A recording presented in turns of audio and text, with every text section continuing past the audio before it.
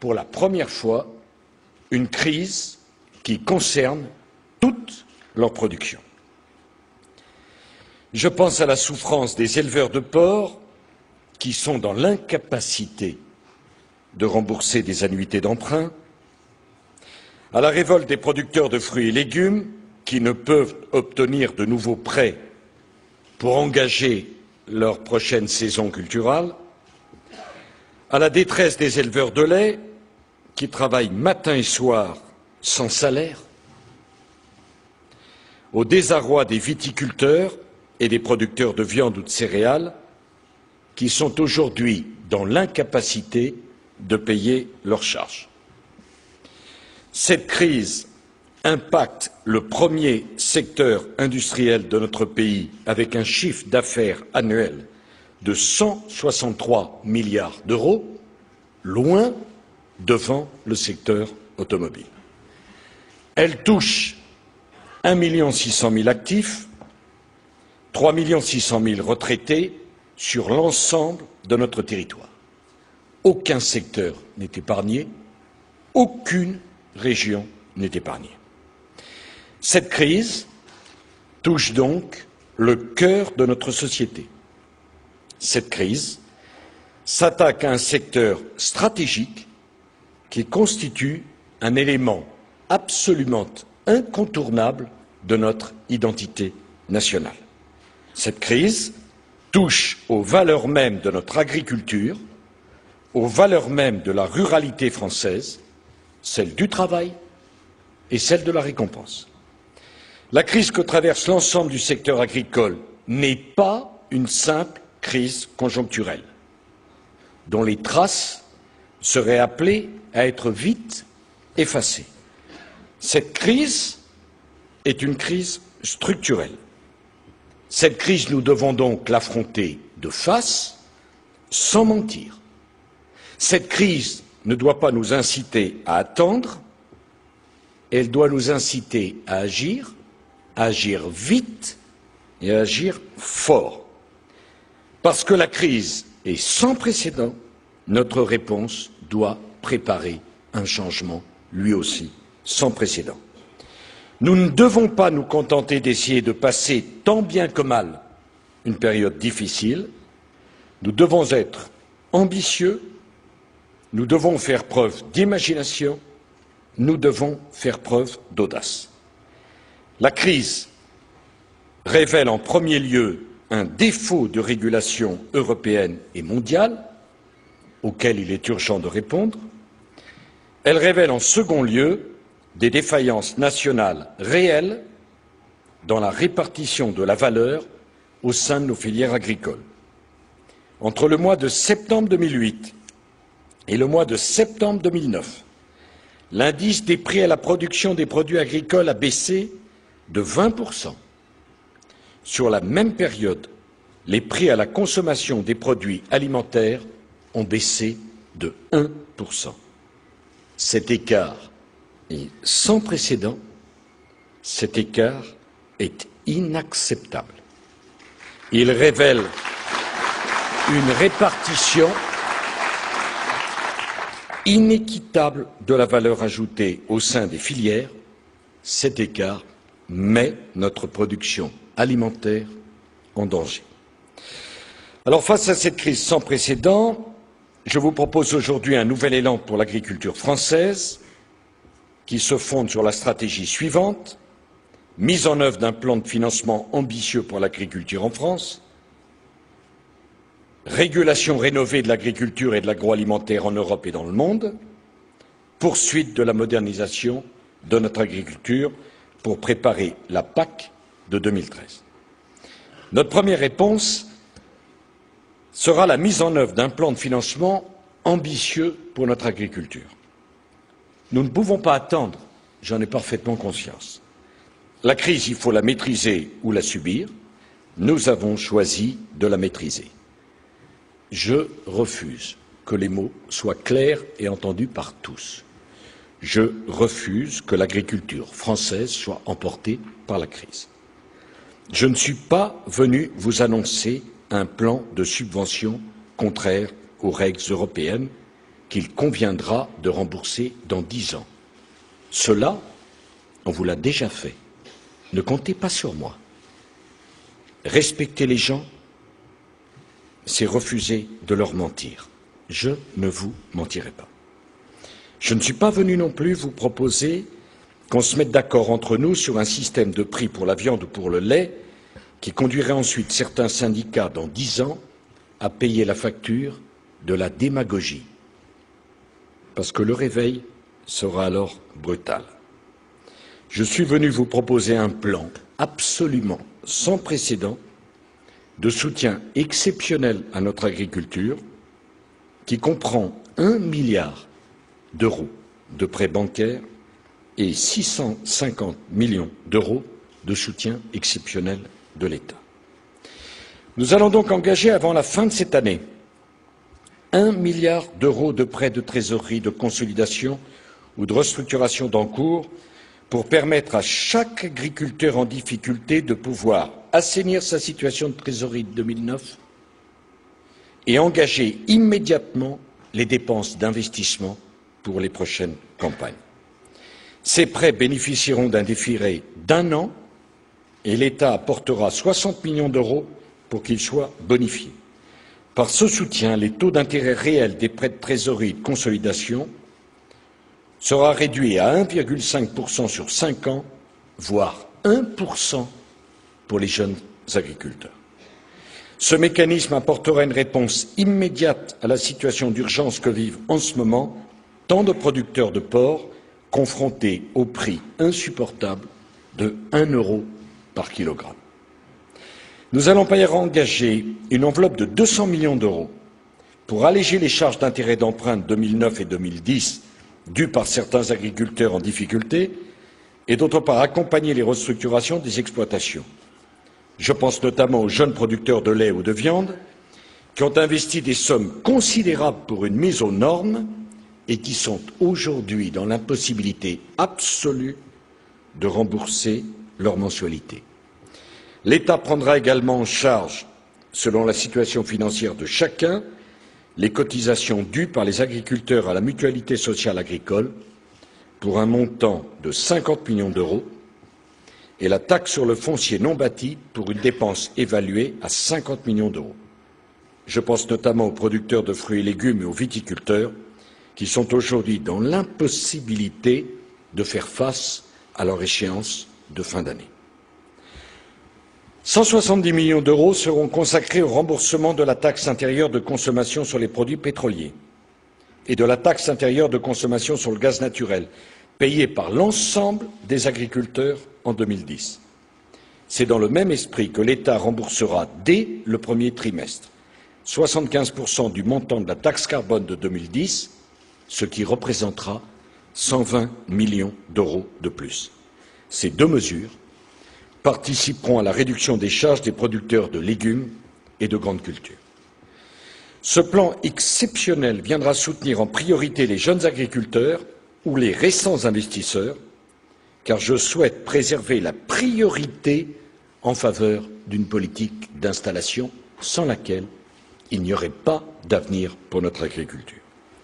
Ce plan, mesdames et messieurs, sera engagé dans son intégralité avant la fin de l'année 2009. Je veillerai à ce qu'il en soit ainsi. Il n'y aura aucun recul, il n'y aura aucune hésitation, il n'y aura aucun renoncement par rapport à ce que je vous annonce. Je veillerai également à la simplicité des mécanismes mis en œuvre, car cette simplicité sera le gage de l'efficacité. Je demande à notre ministre de l'Agriculture, Bruno Le Maire, que je soutiens et que je félicite, d'organiser dès la semaine prochaine une première réunion avec les organisations représentatives concernées. Les préfets seront chargés, avec l'appui de la médiation du crédit, d'organiser un suivi et un pilotage précis de la mise en œuvre de ces mesures. Notre ambition collective ne doit évidemment pas s'arrêter à une relance française de notre agriculture. Mon ambition en tant que chef de l'État est d'apporter une réponse structurelle à cette crise au niveau européen et au niveau mondiale. Nous voulons une régulation rénovée de l'agriculture et de l'agroalimentaire en Europe et dans le monde. La sécurité alimentaire, l'alimentation ressortissent d'une nouvelle gouvernance mondiale qui ne peut se limiter à la libéralisation des échanges. Il faut ouvrir les yeux. Aujourd'hui, 1 personne sur 6 dans le monde souffre de la faim. Nous avons besoin de la production agricole. La seule réponse à cette crise alimentaire mondiale consistera à augmenter de 70% la production d'ici à 2050, tout en préservant la planète. Il faudra investir 55 milliards d'euros par an pour être en mesure de nourrir 9 milliards de personnes en 2050. Nous avons besoin, dans le monde, d'une agriculture de production. Et il n'est pas question que la France laisse tomber son agriculture. Nous devons investir dans cette agriculture de production en France et en Europe. Alors, parallèlement, le monde assiste depuis 2 ans à une volatilité sans précédent des prix agricoles. Après les fortes augmentations du prix de la poudre de lait, des fruits ou des céréales en 2007, nous avons connu une baisse supérieure en 2008, puis en 2009, pour l'ensemble de ces productions. Ces variations violentes de 30 à 50% des prix d'une année sur l'autre n'existent dans aucun autre secteur économique. Cette volatilité se retrouve dans les mêmes proportions, mais à l'inverse, dans le prix des engrais, de l'alimentation animale et de l'énergie. L'effet combiné de cette volatilité du prix des matières premières agricoles et des intrants met en péril des entreprises dont les investissements sont parfois amortis sur le travail d'une génération. Évidemment, si on vous paye toujours moins cher ce que vous produisez, si vous-même vous payez toujours plus cher ce que vous avez besoin pour produire, et si les intérêts à la banque sont constants sur une génération, on ne voit pas comment on peut s'en sortir. Pour remédier à cette instabilité des prix, il faut mettre en place de véritables outils de régulation. Nous avons vu, mesdames et messieurs, dans le domaine financier, les conséquences dramatiques des mécanismes d'un marché laissé à lui-même. Nous n'accepterons pas la même folie pour les biens qui nourrissent la population mondiale. L'idée de la toute-puissance du marché qui ne devait être contrariée par aucune règle, par aucune intervention politique, cette idée, j'emploie à dessein un mot simple, est une idée folle. La crise du secteur agricole que nous connaissons en est le témoignage le plus criant. L'économie de marché, ce n'est pas la primauté donnée aux spéculateurs, c'est la primauté donnée à l'entrepreneur, et l'agriculteur est un entrepreneur. C'est la récompense du travail, de l'effort et de l'initiative. On ne peut donc permettre qu'une poignée de spéculateurs mette en péril la sécurité alimentaire européenne en perturbant gravement le fonctionnement des marchés.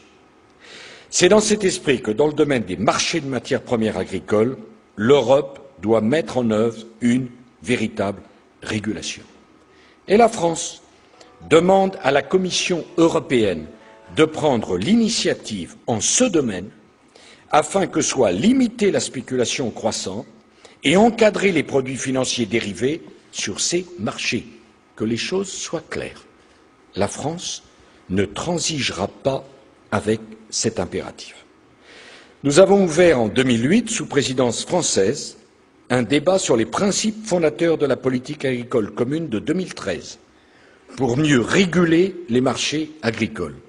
Personne n'avait jusqu'alors pris une telle initiative dans l'Europe élargie.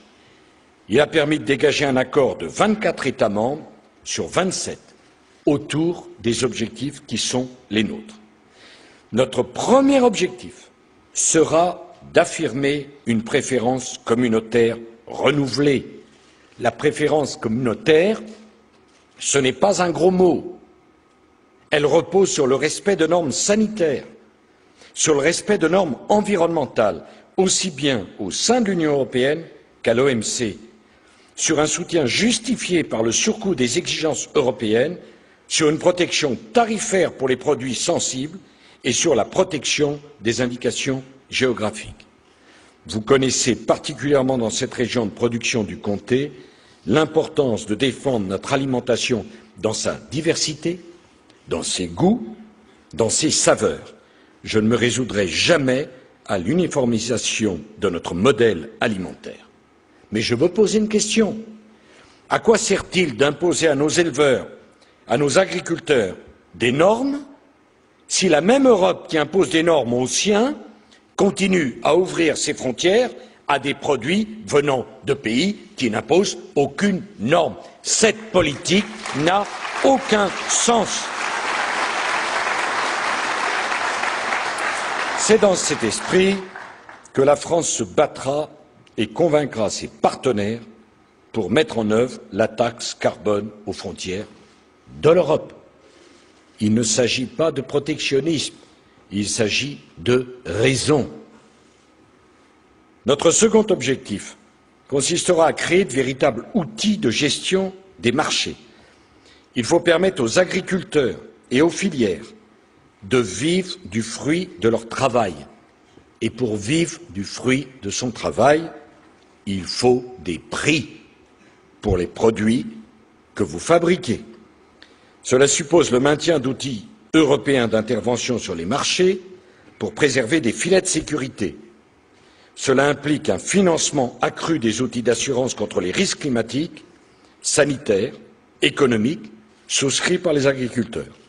Cela passe enfin par un soutien accru à une meilleure organisation économique des filières. Notre troisième ambition sera le maintien de l'activité de production dans les territoires fragiles, en particulier dans les zones herbagères et de montagne. Cela passe par un soutien différencié.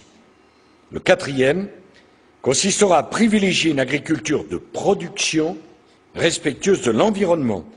Il n'est pas question de ravaler les agriculteurs au rang de jardiniers de la nature ou de cantonniers du canton par des contraintes imaginées depuis Paris et absolument inapplicables sur le terrain.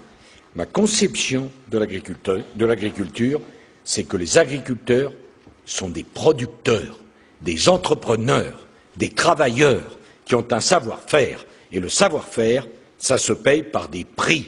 Et les prix permettent la qualité. Voilà le cycle vertueux de la nouvelle régulation agricole que nous proposons à la France et en Europe.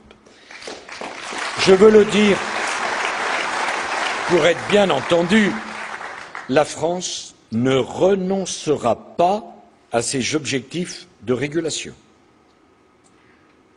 Mais je veux dire de la même force et avec la même sincérité que le combat en faveur de l'ordre ancien est un combat d'arrière-garde que je ne mènerai pas parce que ce combat est voué à l'échec. Je veux refonder la politique agricole comme nous sommes en train de refonder le capitalisme financier. C'est clair. Pas de ligne Maginot. Pas de retour en arrière catastrophique et démagogique. On sait où on veut aller et on ira ensemble. Agriculteurs, entrepreneurs, producteurs, travailleurs. C'est ça la nouvelle régulation que nous allons porter. Bruno Le Maire a poursuivi ce chantier en proposant les outils d'une régulation renouvelée pour la filière laitière. Par ce combat offensif, il a obtenu une très large majorité de 21 pays au sein du Conseil des ministres de l'Agriculture et le soutien du Parlement européen. Je veux remercier Bruno Le Maire de la qualité du travail qu'il engage et de son courage. Il a par ailleurs compris, parce qu'en plus il est intelligent, que pour faire bouger les choses, il faut des alliés. La France ne gagnera que si elle n'est pas isolée. La France gagnera s'il est au cœur de l'Europe, pas à côté de l'Europe. À la demande de la France et de l'Allemagne, la Commission européenne a mis en place un groupe de travail pour préparer les mesures d'une meilleure organisation de la filière laitière.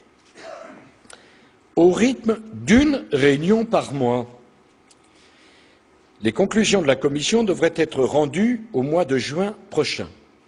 Pour être bien compris, je le dis, ces délais sont inacceptables. Il faut que la Commission européenne accélère ses travaux. Si la Commission européenne veut préserver son droit d'initiative, elle doit proposer des solutions opérationnelles dans des délais plus adaptés à la réalité du terrain. Proposer des solutions quand tout le monde sera mort, ce n'est pas une solution, c'est un faire-part.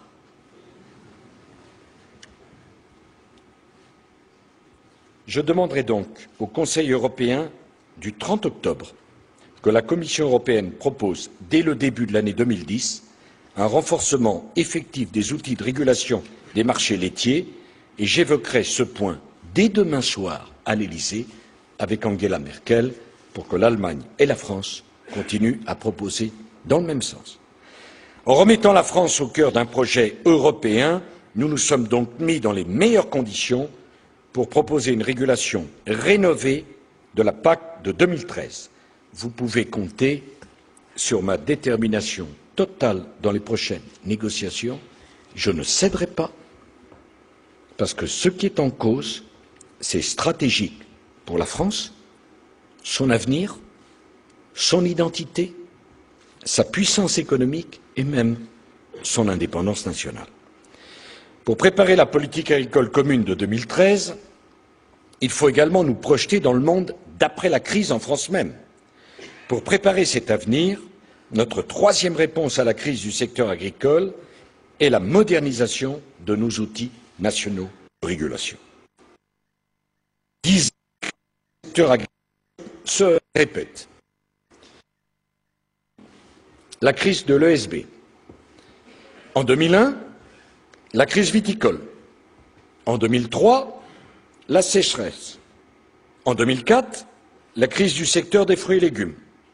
En 2005, la crise du secteur laitier. En 2006, la grippe aviaire. Et depuis 2007, la crise de la filière porcine. J'en oublie certainement. Et depuis 30 ans, chaque crise fait l'objet de mesures conjoncturelles de soutien qui ont comme point commun de ne jamais empêcher les crises du lendemain. Moi, je ne suis pas venu vous tenir un discours que vous avez déjà entendu. Vous êtes grand, vous êtes beau, vous avez de l'avenir, vous êtes jeune, enfin pas tous. Voilà un plan de lutte contre la crise, merci. Je ne ferai pas cela, parce que ce n'est pas comme ça qu'on prépare l'avenir.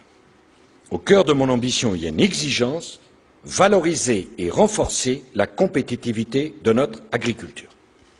Là est la clé de tout. La France est le deuxième exportateur mondial de produits agricoles et le premier exportateur mondial pour les produits agricoles consommés. Nous devons conforter nos exploitations et nos filières, et ceux qui choisissent le métier d'agriculteur. Agriculteur, c'est justement un projet de vie avant d'être un projet professionnel. Et Christian Jacob ne me démentira pas. C'est un état d'esprit.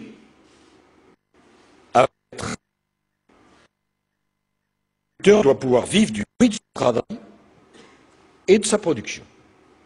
Un agriculteur est donc un entrepreneur, mais un entrepreneur qui ne compte pas ses heures, qui porte la responsabilité d'investissements importants, qui doit relever tous les jours des défis humains, financiers, techniques, administratifs considérables.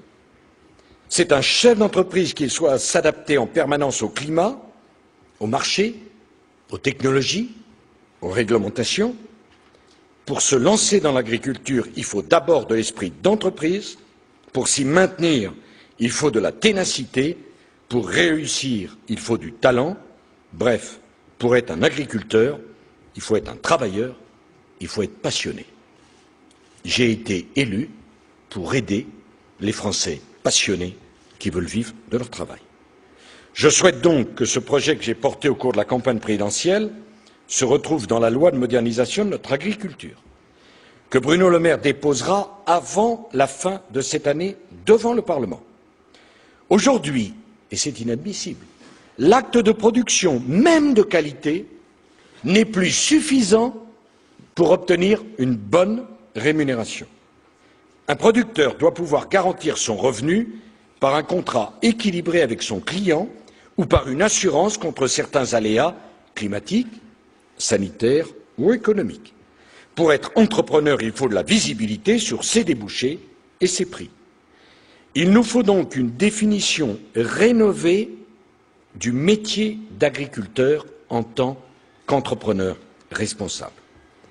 Et cette définition du métier d'agriculteur sera au cœur de la loi de modernisation de notre agriculture. Cette définition rénovée permettra, au plus tard en 2013, une mise en cohérence et une meilleure orientation de nos soutiens publics dans les domaines fiscaux, sociaux, ruraux, pour mieux protéger l'agriculteur. La relation contractuelle entre l'agriculteur et son client sera au cœur de cette définition. La contractualisation, mes chers amis, ce n'est pas l'intégration. Un contrat, ce n'est pas tous les droits donnés aux clients. Je veux des contrats équilibrés, régulés par l'État, qui protégeront le producteur dans sa relation avec l'industriel, la coopérative ou le distributeur. Ces contrats seront déclinés dans chaque filière par des accords interprofessionnels ou par des décrets. Les présidents de commission Jean-Paul Émorine, Patrick Ollier ou Christian Jacob y veilleront, chacun pour leur part, au Sénat ou à l'Assemblée nationale. L'absence de relations contractuelles dans la filière laitière témoigne du déséquilibre croissant et inacceptable entre producteurs et transformateurs. Mais peut-on admettre qu'un producteur de lait qui travaille sans compter ses heures du 1er au 31 janvier ne connaisse le prix de son travail que le 10 février et par une fiche de paye. Peut-on admettre qu'un producteur de lait, un entrepreneur donc, ne connaisse pas le 27 octobre le prix du lait qui lui sera payé le 1er janvier prochain? Sans contrat, un producteur de lait est un éleveur sans garantie en cas de défaillance de l'industrie laitière. La contractualisation doit protéger les producteurs laitiers. Elle doit leur donner des droits en récompense du travail fait chaque jour. J'ai demandé à Bruno Le Maire de fixer un cadre législatif pour encadrer la relation contractuelle entre producteurs et transformateurs de lait. Cette contractualisation s'appliquera dans la filière laitière dès 2010 par la loi. Parallèlement, l'organisation économique devra être renforcée par la loi de modernisation de notre agriculture. Mesdames et messieurs, la moitié seulement des 30 000 exploitations françaises de fruits et légumes adhèrent à une organisation de producteurs. La moitié. Et tenez-vous bien, pour cette moitié-là, nous avons en France 285 organisations de producteurs. Est-ce raisonnable? Je ne l'accepterai pas. Le tout pour 5 enseignes de distribution. 30 000 exploitations, la moitié hors organisation et la moitié dans les organisations réparties en 285 organisations pour parler à 5 clients. Est-ce que c'est raisonnable? Je respecte le monde de l'agriculture et les agriculteurs. Je veux leur dire la vérité. L'État est avec vous. Nous allons vous aider. Mais vous devrez également modifier un certain nombre de failles dans votre organisation. Si on ne vous l'a pas dit, je vous le dis. Je vous le dis par respect, je vous le dis parce que là se joue une partie de votre avenir. On ne peut pas continuer comme cela. Et nous ne pouvons pas l'accepter. Je souhaite donc que les soutiens octroyés aux filières favorisent davantage le regroupement des producteurs pour peser dans les circuits de commercialisation, voire pour en créer, ce qui serait également une très bonne formule. Vivre des prix des produits que l'on vend signifie aussi que chacun doit jouer le jeu de la concurrence. 1 kilo de carottes vendues au mois de juillet dernier par un producteur au prix de 0,42 € hors taxe a été revendu la même semaine par les grandes surfaces au prix de 1,29 €, soit un écart moyen de 67%. Je veux une transparence totale dans la répartition des marges aux différents stades de la filière. Ce déséquilibre est inacceptable. Nous allons donc renforcer considérablement l'Observatoire des prix et des marges dans le secteur agricole par la loi de modernisation de notre agriculture. Nous devons également nous battre à armes égales en Europe. Si vous me permettez, prenons le coût du travail. Nous produisons donc des tomates pour le coût du travail à 12 € de l'heure. Le problème, c'est que nos voisins les produisent à 7 € de l'heure, voire à 6. Il est évident que les 35 heures ont été une catastrophe pour l'agriculture comme pour tous les secteurs économiques français. Comment peut-on tenir? Comment peut-on tenir? J'ai donc décidé d'exonérer la totalité des charges patronales dues à la mutualité sociale agricole pour les travailleurs saisonniers. Cela représente un coût de 170 millions € supplémentaires pour l'État. C'est un effort absolument considérable. Mais cet effort doit s'accompagner d'autres mesures structurelles. Je demande à Bruno Le Maire d'analyser l'organisation de la main-d'œuvre salariée étrangère chez nos partenaires européens pour me proposer, avant la fin de l'année, des mesures visant à accroître la compétitivité de nos exploitations agricoles. Je ne laisserai pas partir la production agricole française. On va vous mettre dans un combat à armes égales avec vos concurrents. Je veux ensuite que vos entreprises puissent renforcer leurs fonds propres pour mieux résister aux prochaines crises. Il nous faut développer les outils d'assurance contre les aléas économiques, comme nous avons accompagné le développement des assurances contre les aléas sanitaires et climatiques. Je souhaite que le dispositif de la déduction pour aléas soit adapté par la loi de modernisation de notre agriculture pour participer à la gestion des aléas économiques.